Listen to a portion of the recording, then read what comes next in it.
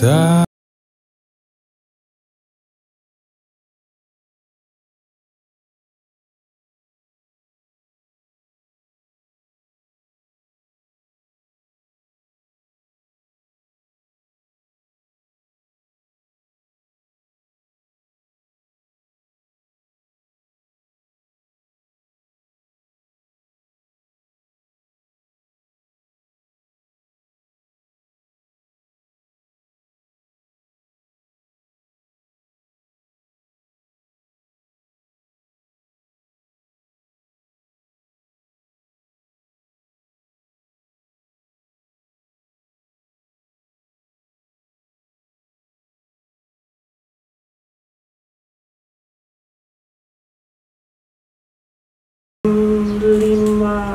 Jam 5.30 kalau salah, setengah 6. Siangnya memang udah ada goyangan, tapi kami pikirkan cuma goyangan biasa. Tapi ketika setengah 6 itu kayak ada firasat, kami bantu-bantu suami jualan kue aktivitas di sekolah. Jadi buat bawa persiapan besok kami harus bawa tabung cari gas. Jadi pas kami keluar beli gas, tiba-tiba pas mau pulang lewat dari tanggul itu Jono Oge, dia goyang sampai kami marah sama suami. Kok kenapa kamu marah apa sama saya, kamu banting saya gitu. Ternyata pas saya sadar, terbanting tertindis dengan apa semua barang yang saya bawa. Pas saya bangun, mereka tuh berapa motor semua di lapangan terbanting semua. Jadi saya pikir ini udah kiamat kecil mungkin, saya pikir begitu. Tapi sempat saya dalam hati begini, kembali kepada yang kuasa Tuhan. Kalau memang ini rencanamu, jangan ambil saya dengan yang cara mengerikan. Sempat saya sadar begitu. Tetapi Tuhan kasih kuat perasaan saya, walaupun gawat-gawatnya itu saya tidak panik. Tetap saya bilang jangan ambil saya dengan cara mengerikan, karena waktu itu pohon kelapa yang tangguh itu sempat miring sekali begini. Jadi yang lain oma-oma, opa-opa juga pada berteriak keluar rumah. Baru berdiri mereka terbanting, karena baru berdiri bukan cuma goyang, mungkin ditada. Ya ditada. Saya berpegang di pohon, saya sempat lihat nggak panik. Tuhan terbanting, kesian. Saya bilang sama suami saya, yuk kita bantu yuk, orang tua itu udah terbanting. Jadi Pak itu bilang jangan, nanti lihat aja kalau udah tenang. Tapi saya tidak tega dalam keadaan baru berjalan 2 langkah terbanting gitu. Jadi saya kembali lewat itu, saya bilang sama suami saya lewat pulang ke sana aja, karena kemarin udah nggak bisa lagi, udah tanahnya udah terbelah. Ternyata yang jalan yang saya lewati itu udah lebih parah lagi, udah nggak bisa. Jadi kami terkurung di tengah-tengah. Saat itu kejadiannya seperti itu. Jadi yang mengerikan itu ya, saya sempat lihat saksikan dengan mata sendiri. Orang tua itu, oma dan opa memang begitu setia, dia tarik-tarik ke oma dan opa otomatis. Tapi sekarang orang tua itu udah meninggal. Berarti sempat saksikan tuh jalan apa itu lumpur berjalan ini. Kalau yang lumpur di Sidera itu saya tidak sempat lihat, setelah udah tenang baru saya ke situ. Nah, waktu itu tetangga saya malam-malam pas udah tenangnya besok gini, kenapa kamu langsung bilang kamu tahu jam kejadiannya, jam malam-malam itu ada orang berteriak. Waktu itu saya lewat, tetangga saya bilang dia berteriak ada orang minta tolong. Pas dia tolong satu orang anak kecil gitu, tapi itu tertolong belum sempat diseret ke jalan yang jauh. Tertolong saat itu udah warga baku-baku panggil. Kalau nggak ada orang berteriak minta tolong, mungkin yang lain nggak tertolong, mungkin jalan-jalan Tuhan kali ya, dia lewat gitu. Halo, assalamualaikum warahmatullahi wabarakatuh. Saya Nining Rahayu, saya Direktur LBH Apik Sulawesi Tengah, mitra dari Jejaring Mitra Kemanusiaan. JMK atau Jejaring Mitra Kemanusiaan adalah satu wadah atau satu lembaga organisasi yang diinisiasi oleh teman-teman atau lembaga-lembaga yang fokus pada isu-isu respon kemanusiaan. Di Sulawesi Tengah ada 2, LBH Apik Sulawesi Tengah dan PKBI Sulawesi Tengah. Itu mitra untuk JMK dalam melakukan respon bencana di Sulawesi Tengah.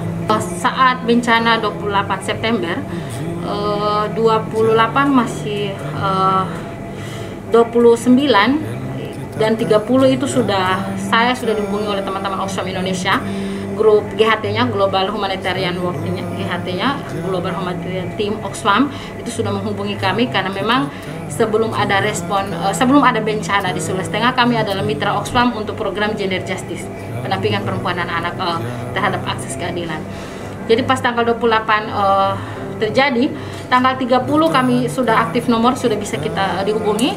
1 minggu kemudian sudah aktivasi roster JMK, teman-teman Oxfam 3 hari kemudian sudah tiba di Palu untuk melakukan asesmen cepat, rapid assessment bersama seluruh tim. Kami langsung merekrut teman-teman muda untuk terlibat menjadi volunteer, pembagian hygiene kit di seluruh Pasigala, paket dignity kit untuk lansia dan disabilitas, membangun toilet, saya lupa berapa ribu toilet yang dibangun se-Pasigala. Lalu menyediakan sky hydran untuk penjernih air. Jadi dari air yang tidak bisa itu jadi air yang layak pakai. Lalu menyediakan paket program padat karya untuk teman-teman livelihood. Itu program padat karya di seluruh Pasigala. Saya tidak bisa sebutkan benefitnya karena itu terkait data kami. Terus ada bantuan padat karya itu di awal respon. Lalu di fase 2 kami masih lanjut menyelesaikan pembangunan toilet di 33 desa dampingan. Jadi awalnya di respon bencana itu kami di 60 desa membagi hygiene kit. Setelah respon pemulihan kami kecilkan desa dampingan menjadi 30 supaya fokus terintegrasi. 30 desa itu kami fasilitasi perbaikan fasilitas kesehatan di 20 desa. Jadi kami perbaikan fasilitas di 20 desa, lalu membangun ruang serbaguna yang inklusi di 13 desa dampingan. Jadi ada 33 desa, 20 desanya perbaikan fasilitas kesehatan, 13 desanya membangun ruang serbaguna untuk desa. Lalu pemasangan solar lampu tenaga surya, 85 titik di Pasigala. Itu fase 2. Fase sebelumnya pemasangan sekitar 40-an titik. Itu untuk keamanan perempuan dan anak. Lalu di program WOS kita water system, membangun kembali air, pemulihan air, membangun tugu keran dan lain-lain. Di program livelihood kita memberikan bantuan melalui bank kepada, saya tidak usah sebut total benefitnya ya, kepada masyarakat di Pasigala. Melalui bank, kerjasama dengan bank, difasilitasi masyarakat untuk bank yang distribusi langsung ke desa. Jadi kami transfernya ke bank. Apalagi yang kami lakukan ya, programnya banyak. Itu program yang fisik, yang pemberdayaan juga banyak. Jadi kami melatih perempuan, melatih teman-teman disabilitas untuk terlibat dalam pemenuhan hak-haknya pasca bencana. Lalu kami juga melatih perempuan untuk bagaimana mengadvokasi anggaran. Itu kegiatan-kegiatan pemberdayaannya. Ada banyak kegiatan-kegiatan pemberdayaan. Terus terhadap layanan WOS yang telah dibangun, itu kami melatih stakeholder yang ada di desa untuk terlibat menjadi komite air. Jadi ketika kami sudah tarik diri dari desa, desa sudah punya komite yang akan mengelola dan melakukan perbaikan-perbaikan terhadap fasilitas yang telah dibangun. Seperti misalnya tugu kerannya rusak atau baknya rusak, mereka bisa ganti sendiri. Atau toiletnya yang rusak, mereka bisa ganti sendiri. Kita sangat bersyukur, bukan bersyukur karena bencananya, tapi bersyukur saat bencana terjadi, begitu banyak orang yang memperhatikan kita. Jadi di kita sendiri kami khususnya di LBH Apik itu langsung dihubungi oleh Oxfam karena memang itu mitra kami dari sebelum bencana. Lalu teman-teman JMK yang sedang berada di Lombok pun itu langsung dikirim ke Palu sebagian. Lalu teman-teman yang JMK yang ada di Medan, di Jogja dan di Kupang itu langsung dikirim ke Palu untuk melakukan rapid assessment cepat. Dan langsung donor teman-teman manajemen GHT atau Global Humanitarian Teamnya Oxfam langsung memastikan untuk mendapatkan donor dan lain-lain lewat manajemen Oxfam. Lalu dapatlah sekian miliar untuk bantu di Sulawesi Tengah melalui awalnya di fase 1 kami di lead oleh Jemari Sakato. Karena situasi PKBI dan LBH Apik sebagai lembaga lokal juga sedang dalam keadaan posisi korban. Jadi yang lead itu Jemari Sakato, lalu Apik dan PKBI untuk lead indirect cost-nya, anggaran kecil. Lalu di fase 2 LBH Apik melead di 6 bulan kedua, fase 2, fase transisi. Lalu di fase rehab rekon PKBI yang lead selama 1 tahun. Lalu sekarang kembali LBH Apik yang lead untuk masa DRR atau membangun ketangguhan. Jadi kemarin itu untuk lembaga-lembaga lain semua itu bersinergi. Jadi teman-teman mungkin yang disebutkan tadi lembaga-lembaga lokal yang ada. Jadi itu lembaga lokal yang di Palu itu sangat banyak.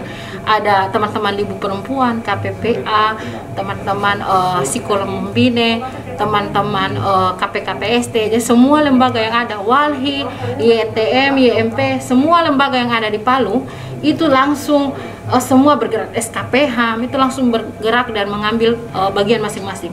Ada yang buka dapur umum, ada yang bekerja sama dengan Dishon untuk dapur darurat. Kami karena kebetulan langsung dapat dukungan besar dari Oxfam, itu langsung distribusi hygiene kit, dignity kit, paket-paket yang dibutuhkan oleh masyarakat saat di pengungsian. Tapi harapannya jika ada bencana lagi, kita sudah punya pengalaman yang luar biasa di pasca bencana 28 September. Harapannya segala sektor, segala kapasitas yang ada di Sulawesi Tengah itu dimaksimalkan, dimanfaatkan untuk sama-sama melakukan respon. Dan yang paling penting adalah karena kita sudah mengalami kemarin, harapannya lewat dokumentasi, lewat tulisan, misalnya teman-teman fokus di dokumentasi, teman-teman lain ada yang fokus di tulisan, itu terus melanjutkan literasi kebencanaan supaya generasi kita nanti sudah paham bahwa ketika ada bencana ini yang harus kita lakukan, dan mereka sudah tahu bagaimana mitigasi bencana, bagaimana kesiapsiagaan bencana, dan apa yang dilakukan ketika dia berada dalam situasi bencana. Karena kita tidak bisa tiba-tiba saya mau pindah ke Amerika, hello, ada modal, tidak bisa tiba-tiba seperti itu, tidak bisa. Kalau bisa seperti itu, orang di Bangga yang saat ini tenggelam sudah mengalami korban bencana lalu banjir bandang, itu bisa saja dia bilang saya mau pindah ke Singapura. Tapi kan itu tidak bisa, dia tidak bisa seperti itu. Yang ada adalah kita harus berdamai dengan alam, beradaptasi dengan lingkungan baru, dan saling mengisi. Jadi karena misalnya contohnya Celebes bergerak, kemarin Sultan bergerak, saat ini kami satu donor untuk program pemberdayaan. Celebes bergerak itu lembaga yang fokus isunya banyak membahas terkait soal kebencanaan, banyak juga membahas soal isu lingkungan, juga perempuan, dan bagaimana melakukan dorongan ekonomi secara mandiri khususnya kepada penyintas. Nah, Celebes bergerak ini awal mulanya itu namanya Sultan bergerak. Nah, jadi pada 28 September 2018 itu kan terjadi bencana gempa bumi, tsunami, likuifaksi. Nah, Sultan bergerak ini awal mulanya itu berbentuk koalisi masyarakat sipil. Nah, jadi koalisi masyarakat sipil ini ada beberapa lembaga yang tergabung di dalamnya. Nah, setelah 2 tahun berjalan, pada 2020 itu kita mendaftarkan diri secara resmi karena awal mulanya masih seperti koalisi. Nah, berdirilah menjadi sebuah lembaga yang namanya hari ini Celebes bergerak. Ya, jadi awal mulanya Sultan bergerak itu memang dalam situasi pada saat itu respon. Nah, respon ini maksudnya merespon mendistribusi bantuan seperti logistik, kayak gitu tuh, apa yang dibutuhkan oleh masyarakat pada saat terjadi gempa dan tsunami waktu itu di Kota Palu, Sigi, Donggala. Nah, setelah melakukan pendistribusian, ada banyak kami melihat kejadian-kejadian yang terjadi di lapangan, di Untara kayak gitu toh. Nah ternyata para penyintas itu bukan cuma ada banyak mungkin beberapa lembaga itu kan memberikan dorongan ekonomi, memberikan program kayak gitu kan, termasuk kita juga mendistribusi bantuan. Tapi permasalahan penyintas bukan hanya sebatas kita memberikan mereka pemulihan ekonomi dan bantuan-bantuan. Nah, hal yang paling penting itu adalah hak dasar mereka itu dipenuhi. Salah satu hak dasar itu kan bicara soal hunian mereka. Nah, kalau kita ketahui di Sulawesi Tengah dari hadirnya bencana sampai sekarang ini di tahap rehabilitasi dan rekonstruksi kan, rehab rekon. Nah, itu kan kalau kita lihat bagaimana pembangunan misalkan Huntap itu lambat ya gitu kan, ada banyak mungkin kejadian-kejadian di lapangan yang tidak sesuai peruntukan, misalkan soal kenapa saya harus terima Huntap sementara banyak warga misalkan maunya stimulan gitu. Ada juga yang menolak untuk direlokasi kayak gitu, ada permasalahan tanah, land clearing kayak gitu. Nah sehingga kita tidak bisa melihat penyintas ini sebagai objek untuk mendapatkan bantuan atau secara ekonomi, tapi juga harus didorong pengetahuannya, didorong peningkatan kapasitas mereka terkait kebencanaan ini. Tidak hanya selesai sebatas bantuan itu, tapi bagaimana mereka memperjuangkan hak-hak dasar mereka untuk mendapatkan seperti kayak hunian tadi, soal stimulan, jaduk dan sebagainya. Nah sehingga Celebes Bergerak itu menjadi lembaga advokasi di lapangan.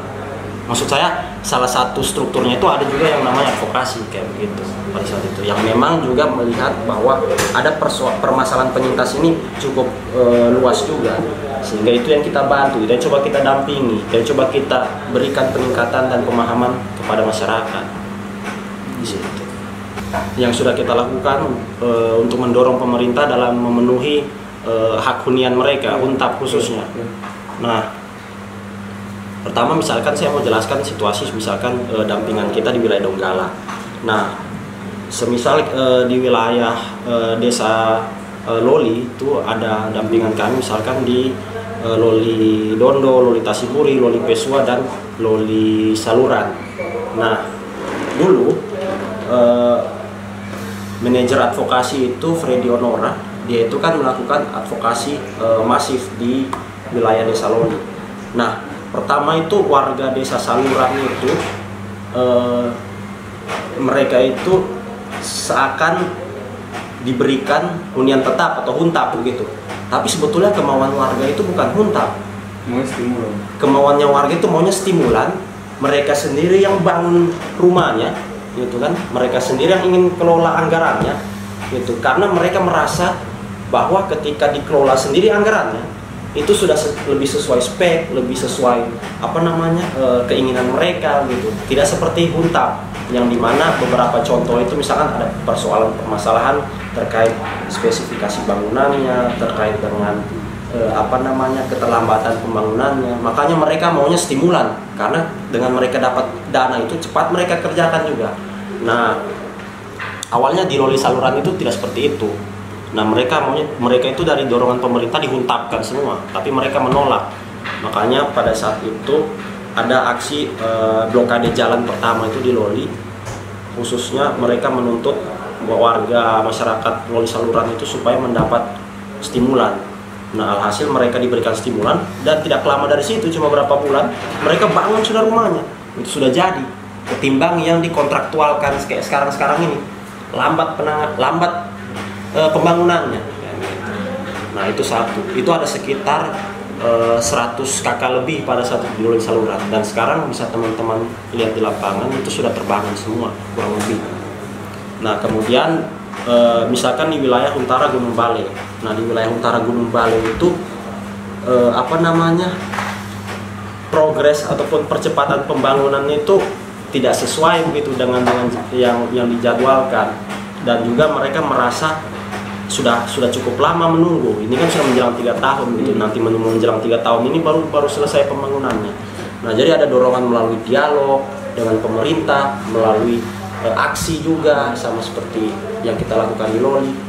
Nah, jadi ada dialog dan aksi yang selalu kita lakukan itu pada dasarnya. Selain dialog, aksi mau menyasar kemana, baik itu BPBD, baik itu PUPR, DPR, dan juga tingkat bupati atau gubernur, seperti itu. Kalau ditanya apa yang upaya kita dalam memenuhi HUNTAP, yaitu banyak kita melakukan investigasi lapangan berdasarkan data, itu yang kita tuliskan, itu yang kita buatkan presentasinya. Kita melakukan investigasi juga dalam hal pengelolaan data secara mandiri, kemudian itu kita jadikan bahan dan juga kajian untuk melakukan dialog dan aksi. Satu, harapan soal pemerintah itu lebih transparan, khususnya soal informasi dan data, kayak gitu, supaya semua masyarakat ataupun subjek utamanya ini, penyintas ini, tahu gitu apa saja yang menjadi kendala dan apa saja yang bersifat misalkan soal data dan lain sebagainya terkait HUNTAP atau stimulan. Kenapa begitu? Saya bilang harapannya karena kami dalam melakukan proses pendampingan itu juga terkadang menemui kesulitan begitu dalam mendapatkan data-data, misalkan data penerima stimulan by name by address di wilayah Donggala. Nah itu kan penerima stimulan harusnya diketahui oleh publik gitu, siapa yang terima stimulan, siapa yang tidak gitu. Tapi ini biar kita menyurati gitu ke BPBD Donggala, mereka nggak kasih itu datanya by name by address gitu. Mereka cuma kasih data angka-angka, sekian sudah tersalurkan, sekian belum, kayak gitu kan. Nah ini kan harusnya masyarakat tahu itu siapa saja penerima gitu kan. Satu, misalkan itu satu ya, salah satu contoh kecil soal kenapa harus didorong yang namanya transparansi data. Kemudian yang kedua, nah menurutku karena pembangunan rehabilitasi rekonstruksi pasca bencana di Sulawesi Tengah ini adalah anggaran yang sifatnya pinjaman gitu kan dari luar negeri. Nah, berikan apa yang menjadi keinginan warga gitu. Jangan pemerintah itu kan apa namanya ini warga ini kan maunya stimulan misalkan contoh di lapangan seperti itu, tapi dipaksa dia harus menuju HUNTAP gitu. Warga mau stimulan tapi pemerintahnya harus mereka dapat HUNTAP kayak gitu. Kemudian yang ketiga, harapannya adalah tidak boleh ada diskriminasi kebijakan atau keputusan gitu.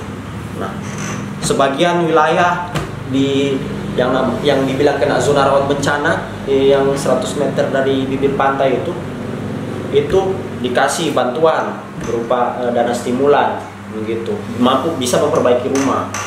Nah tapi di sisi lain mereka tidak dikasih stimulan, harus direlokasi gitu, harus dapat HUNTAP relokasi kayak gitu, tidak boleh perbaiki ulang rumahnya kamu karena kena zona rawan bencana. Nah ini kan ada diskriminasi kebijakan ini, beda-beda kayak gitu. Nah, jadi ya warga pasti marah kan kayak gitu. Nah, harapannya kalau misalkan mau condong ke ranah kebijakan seperti itu, semua zona rawan bencana harusnya semua, bahkan misalkan Donggala itu sepanjang pantai barat itu kan harusnya direlokasi. Karena itu kan masuk zona rawan bencana, tapi kan tidak, diambil sebagian-sebagian. Aturan kan tidak bilang kayak gitu. Sepanjang sepanjang pantai zona rawan bencana itu kan sebetulnya harus dijadikan RTH, ruang terbuka hijau. Tapi kan ini tidak. Masih ada yang ya ada yang terima, ada yang direlokasi. Ini ya kayak gitulah. Sama. Nah kemudian yang keempat, harapan kita terhadap pemerintah. Nah karena khususnya mereka gini, jadi mereka melihat, kacamata pemerintah itu melihat bahwa warga terdampak bencana itu yang punya rumah, punya dokumen-dokumennya itu yang rusak atau hancur kayak gitu. Nah, tapi mereka tidak melihat bahwa warga terdampak bencana juga yang statusnya itu misalkan numpang gitu kan sama keluarganya atau sama mertuanya kayak gitu kan, kakak gendong istilahnya. Mereka tidak lihat itu. Jadi mereka tidak diklasifikasikan sebagai penerima bantuan, penerima HUNTAP atau stimulan kayak gitu. Yang mereka ini ada banyak tinggal di huntara-huntara di Kota Palu misalkan kayak gitu, yang tinggal di huntara-huntara Kota Palu. Nah baru-baru ini kami mendampingi di wilayah Donggala Kodi dan Pengau yang diusir dari huntaranya karena katanya mereka tidak punya rumah yang dibuktikan misalkan dengan SKPT atau sertifikat gitu. Harapannya ya warga juga memberikan solusi begitu. Nah, ini kan mereka juga termasuk warga yang terdampak pada 28 September. Harusnya pemerintah daerah memikirkan bagaimana mendorong ekonomi mereka, bagaimana memberikan misalkan modal bantuan kayak begitu selepas mereka diusir dari Huntara begitu, tidak serta-merta diusir, apalagi baru-baru ini kan diusir sampai kayak di Huntara Pengau itu kan sampai diintimidasi, dilempar, dirusaki jendela dengan pintunya itu. Yang punya tanah. Nggak tahu siapa pelakunya yang melakukan itu, tapi mereka disuruh keluar secepat mungkin dari situ, dan sekarang mereka sudah mau tidak mau meninggalkan itu karena selalu ini kan merasa tertekan juga. Nah, maksudku pemerintah tidak boleh mentok, tidak bisa memberikan distribusi bantuan berupa mungkin bantuan sosial, bantuan modal, atau misalkan kredit rumah murah yang tidak dipersulit. Harus ada solusi-solusi dari pemerintah terhadap mereka yang kita lihat, yang pemerintah lihat itu tidak bisa mendapatkan entah atau stimulan, tapi ada bantuan lain. Karena mereka juga adalah orang yang terdampak bencana pada 28 September. Nah, mungkin itu. Berdamai dengan situasi bencana ini dengan harus mitigasi, mengenali kerentanannya apa ini. Misalnya teman-teman tinggal di Tondo, kerentanannya berarti bukan banjir bandang, tsunami kerentanannya. Maka apa yang lakukan? Jadi, ini yang harus dilakukan. Berkas-berkasku ada dalam satu plastik yang bisa saya langsung angkat. Ada satu tas siaga bencanaku. Jika ada bencana di kosku, saya langsung tarik tasku, saya langsung lari. Barang-barang pirik aman, tidak apa-apa. Yang penting kamu selamat misalnya. Lalu misalnya yang teman ada satu yang tinggal di sekitaran banjir bandang, apa yang harus dilakukan? Berarti bagaimana sosialisasikan, janganlah kita tebang pohon dan lain-lain. Tentunya itu butuh advokasi yang luar biasa, karena yang memberikan izin adalah Pemda misalnya. Jadi itu butuh advokasi yang high class lagi. Nah, tapi hal-hal kecil yang bisa kita teman-teman lakukan adalah lewat ini, lewat video, edukasi terus bagaimana literasi kebencanaan. Makanya saya bilang kalau sekarang orang senang-senang sebenarnya salah. Karena sampai sekarang mitigasi kita ini kurang sekali. Boleh dicek semua. Mitigasi itu hanya bersifat sosialisasi, hanya bersifat workshop. Tidak ada mitigasi yang betul-betul mengarahkan bagaimana sebenarnya kalau bencana terjadi kita itu bersikap seperti apa. Itu kita tidak akan siap lagi besok-besok kalau kita dari sekarang tidak pernah sadar. Bukan infrastruktur, tapi manusianya dan komandonya. Contoh saja beberapa kali bencana pasca 28 September, ada enggak teman-teman semua dengar itu sistem komando penanganan darurat bencana? Belum ada kan? Dan itu fakta. Saya berani bicara karena saya 8 tahun urus ini bareng. Jadi memang ya mudah-mudahan ke depan ini kita lebih fokus lah terkait persoalan mitigasi bencana. Karena ingat, kita ini daerah istilahkan itu supermarket bencana. Sulawesi Tengah ini lengkap bencana di sini. Mau bencana apa? Cuman satu yang tidak ada, kegagalan teknologi. Meletus ada, Gunung Colo. Cuman satu yang tidak ada, nuklir. Kegagalan teknologi, iya itu. Kayak di Jepang kan? Ya. Kita cuma kurang satu itu. Kalau satu itu ada, lengkap kita Sulawesi Tengah.